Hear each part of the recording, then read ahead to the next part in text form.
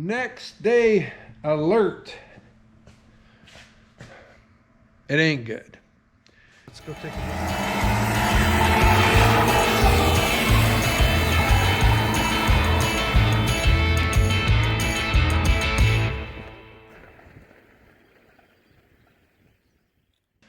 Welcome back to the channel.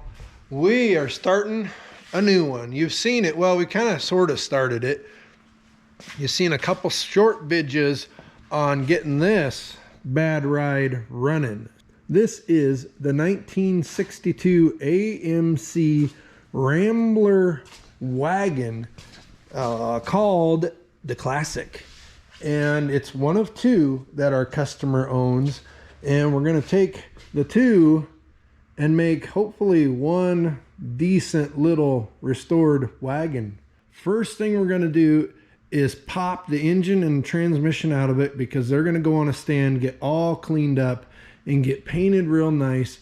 We got to get the radiator out. We got to measure for a new, we'll probably get one of them aluminum ones for that, and get some parts coming for the mechanicals. Now at the same time, we've had this on power and it seems like most of the lights are going to work. Most of the gauges, you know, are lighting up and that kind of stuff. So the wiring's kind of all there and in pretty good order. But we've got some surface rust that we got to deal with. Mainly, you know, over there where you can see daylight through most of the upper floorboard, or I guess that'd be the bulkhead or you know, transition between the floorboard and the firewall.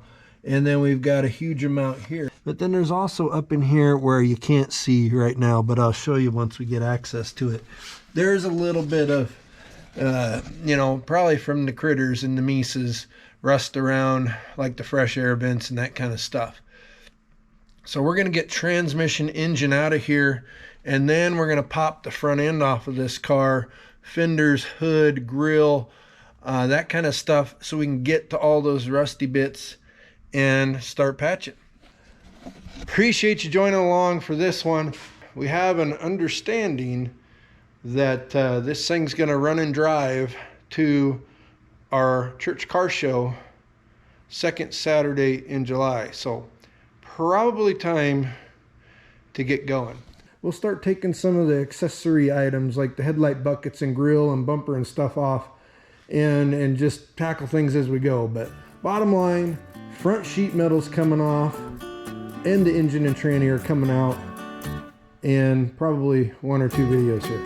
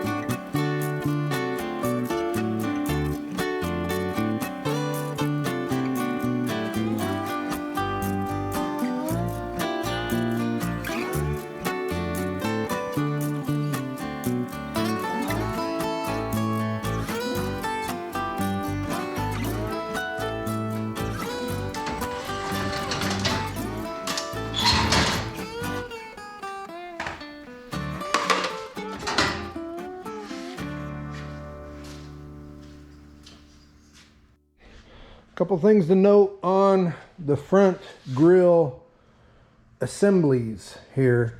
The headlight buckets, inner, outer, right and left, are all different. So I just marked them as I took them off. Even the retaining rings for the headlights are different outside to inside. See the difference there? The headlight buckets, you don't have to get into the adjusting screws and springies. You just have 3 hex-headed bolts that hold them into or onto the fender assembly. And I had to take the inside one completely out in order to access all the screws on the trim ring on the outside one, and a little bit of that on the driver's side too. The grill otherwise is held in with a bunch of Phillips head screws. It's out. We'll take the bumper off next, and then we'll start getting at fender bolts. Now, fender bolts, we've got one that actually comes up from the bottom and comes up in behind the headlight here, so we were able to get PB on that. And then we've got 2 here. We've got a bunch along the top here. We haven't been under the car yet, but we'll have a bunch under there. And then we've got on the inside of the door jamb, as you would expect, got 1, 2, 3. There should be, maybe not. And then we probably got some down in these regions. So yeah, bumper, then fenders next, and then we'll pop the radiator out and just keep dissecting. I think we're going to go ahead and get all the sheet metal off at this point before we pop the engine and transmission out of this bad ride. How about a Rambler update? It's a little bit later. We did some work on the Bronco here, and if you can tell, I'm a little bummed. I decided on my own we were going to start with blasting the front end and the front fenders off so that we could get to, we knew we had floor rust issues, but we also had some issues up in this area on the bulkhead / firewall where it didn't drain or critters got in there and it rusted out. And so I wanted the fenders off so I could access that stuff and fix it the right way. Well, in taking the fenders off, we found a little bit more structural stuff here. That's not the end of the world. This brace piece comes down here. Now, this car, these Ramblers don't have frames. They're all boxed sheet metal construction that makes them strong. And then they got some cross members for the engines and transmissions and stuff like that. So you really have to watch these areas where body structure becomes, you know, unibody type stuff. And that's one, but that's not that big of a deal. We can patch that together and be all right. But then, you know, and we never really crawled under this car. We did a little bit, and to be honest, we've been going at this for a while, and I don't know how well I inspected this car. I just figured it was the better of the two, and it was a good candidate. So anyway, we started putting it up in the air, got it on jack stands so that we could get to some of these fender bolts. And here's what I found. So, hole in the floor or in the, you know, footwell area here. Not a huge issue. We can patch that all day. And then we got a hole in this area here. Here, let me do this. This is where the boxing starts to come out and then travels down the side of the car under here to the back, and then it creates a big square tube structure for the car to attach to. Well, then we get down into here, and here's where things just go to crud. So there's a seam here, and I thought maybe this was just the box part of it. No. All this is supposed to be enclosed. If it was just the bottom pieces, again, we could deal with that. but there's bracing inside of here that has speed holes in it that is gone. And then back here further, back here you can see where the box comes apart, or grows anyway. Doesn't, well, it comes apart too because it's gone. And then it's supposed to grow out and go up and become, you know, the structure for the rear suspension and stuff to attach to. And we just have nothing right there. Let's go around to the driver's side, because believe it or not, this is the good side. Man, this just kills me. I don't. Same thing over here. We've got a hole in the floor pan, and then we're missing this. And then, you know, here's where it gets really bad. It's just gone. And then here you can see this brace is supposed to go all up through here and all down here to help support this entire area here that's enclosed and is the frame of the car. We have a little damage here from where somebody lifted up on it in the wrong place. That's not the end of, wouldn't be the end of the world if we had the rest of the structure. And here, this one's just totally blown out, going all the way down the side of the car. And there's that bracing again. It's all fragged. And oops, and then we get back here and more of the same. It's just gone. And we know we have rear frame or structure, the horns, what we would normally call the rear frame horns. We know we had rust back there. So what does this mean? Well, I don't know what these, well, I know what these cars are worth, all done and fancy. First of all, I don't have the equipment to blow this apart down to bare bones or bare boxed structure and rebuild it. And B, I don't think it's worth it to do it. It would basically take thousands of dollars to repair the structure just to make it a worthy candidate to then restore, if that makes sense to you. That kind of stuff just eats hours, eats and eats and eats hours. So where do we go from here? Well, we got another car. It's over at this customer's farm. I called him, gave him the bad news. He didn't swear at me, so that's a good sign. And tomorrow morning about 10 o'clock, it's supposed to be a pretty nice day. I'm going to roll up to his place, and we're going to take something with some forks on it and lift that other car high in the air so that we can see everything underneath it. Hopefully, it is a much better candidate structurally. We know it was a V8 car. The V8 engine is locked up solid. It's sat open to the elements, so we're not even considering trying to make it run.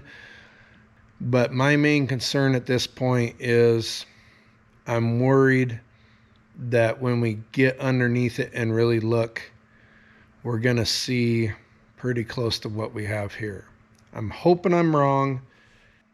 Yeah, I'm a little embarrassed and very disappointed. Anywho, if you're thinking about restoring a Rambler, the four-door cars, the rest of the cars are the same type of construction, unibody boxed construction type stuff. Especially if you're in the heartlands or anywhere where they salt the roads in the winter, get them up in the air. You can't look at them close enough underneath. It's going to take an intensive inspection. So that's where we're going to leave it for tonight. We're not going to end this video here because hopefully we'll have some good news to end it with. See you tomorrow. Next day alert. It ain't good. We went to the customer's farm this morning. I went to, no we today. Well, the dogs went with me. Anyway, we went and looked at the original 1962 Rambler wagon. And yeah, it's a little better, but it ain't good. Basically, there's still a little bit of skin hanging on in those boxed portions underneath on both sides. The footwells are a little better, floorboards are better, but the structural pieces need fixed on both of these cars. On this car, I'm just going to go ahead and say it, probably not fixable. I mean, anything's fixable. The bottom line is, and I think I said this before, you can purchase one of these 62 Rambler wagons running and driving either a good Survivor or partially restored or fully restored to a driver quality for $9,000 to $20,000. A fully restored, really nice one, $20,000 to $30,000. To repair either one of these bad rides, just to the point of making it structurally sound and safe to begin a restoration. We're talking repairing the rust damage to make it restorables. Probably $9,000 to $12,000. I mean, at some point you got to look at the dollars and cents, and this isn't a legacy car for this family. We're pulling the plug. That being said, customer's not super mad at me over it, and that's good. I'm a little disappointed in myself for not taking a closer look when this car first got here. And, you know, a lot of YouTube channels might not show this kind of video to you, but this is reality. When you're dealing with this old stuff, and you know what's parked outside the shop here. We're surrounded by it. We've got 60s, we've got 70s, and 60s and 50s, and, you know, we've been into the 40s. It's a crapshoot. And the bottom line is, it's got to make sense. And we're just past that point. So we're pulling the plug. Now, if you Rambler folks out there, and I know we've got a couple of you watching our stuff waiting to see what happens with this, we've got parts. I can hook you up, you know, message down in the comments, comment or message us on one of our socials or something. We've got this guy here, 62, and I don't think we have a title. We might have a title for this one, but I'm not sure. I'll have to get you hooked up with the seller. I'm not going to third party this stuff. I'm just telling you this stuff's out here and I can get you in touch. This is a 62 Classic. The 6-cylinder runs really nicely. Has oil pressure, has a rebuilt carburetor. It's been serviced, oil changed anyway.